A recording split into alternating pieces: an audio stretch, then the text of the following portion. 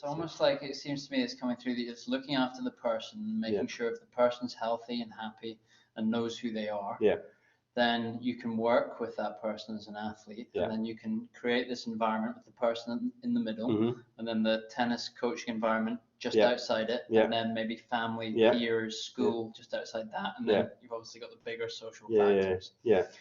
Because when I hear you talking, I'm thinking of all the talent development models that are coming out now, and they are, that's exactly what they're doing. So this guy Hendrickson, he's from Scandinavia. He went and did an ethnography with the 49er squad. That's like a sailing Olympic sailing class. So he lived with them for like a year, I think, and sort of studied what they did and what developed their talent. And he came up with this model, the athletic talent development environment model. And it's exactly what you're saying. So you've got like the support staff in the middle, the coaches there as the center pin, but the athlete is the ultimate core. And then around that you have school, friends, parents, and all sorts of arrows taking that in. And then you've got the sort of governing bodies and how they impact the athlete and the funding and everything like that. So your experiences, you know, definitely.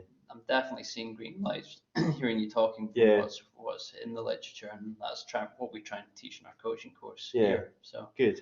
No, it's I think that whole bringing or experimenting and seeing what works in real life, and then hear that is nice. It's kind of affirming. I'm always a bit squeamish when coaches say to you after you deliver a workshop, when you say, what did you get from it? It says, I got from it that I'm on the right track because I do most of what you do. I always think they're paying a bit of lip service when they say that, but it is nice to hear that there are models out there that are conceptually bringing that to life and so on. So well, definitely, because I mean, I look at the coach as, you know, us as sports scientists, we're always trying to get close to the action to be able to research it.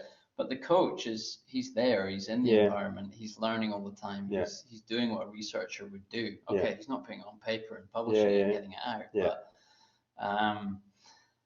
that sort of experiential learning that goes on is, for me, that's where the gold dust is. That's what makes the difference between a coach that's a good coach and a coach that's an excellent coach.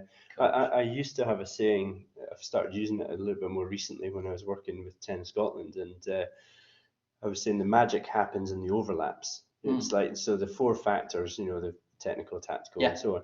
So when they merge. It's the work that you do when they integrate, and actually, and ironically, in the last 5-6 years, I did a piece of work through the LTA called an integrated approach to coaching, or to footwork specifically, but it was to show how you can't isolate them. They all merge, but it's when you get the sweet spot in between them. So funny.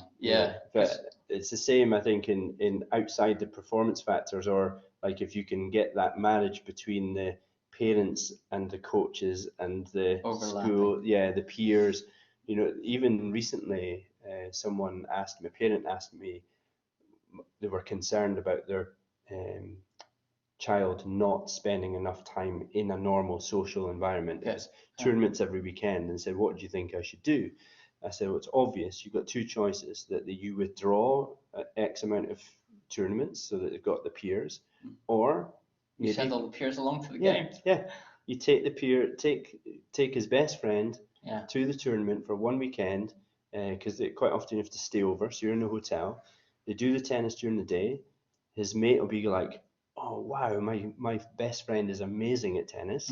They go, and then they're the perfect buffer. But more, so, and also it gets an overlap between the best friend and the athlete. So when they're not together, the best friend is able to go, I know exactly what they're doing. I appreciate that. Exactly. I've learned from that. And then you get different backseat car conversations. So instead of driving to the hotel and the parent going, oh, I can't believe you didn't perform like this or whatever, the kid will hook back into being a kid much quicker than if they're just there with the parents, you know. So the feedback from that was like, really it's positive. Been life-changing, you know, because they go to the cinema on the Saturday night, so they're switching off, then they obviously hook back into the performance. But there was, showing off is not the right word, but there was a degree of pride in showing their friend how they perform, how they warmed up, how they prepared.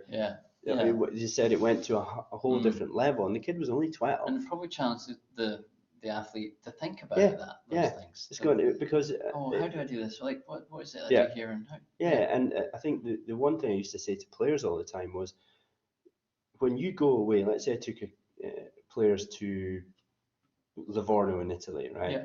And you go away and you come back from that, say it's typically in the Easter holidays, come back to school, the vast majority of the kids in your class have not been to Italy playing tennis.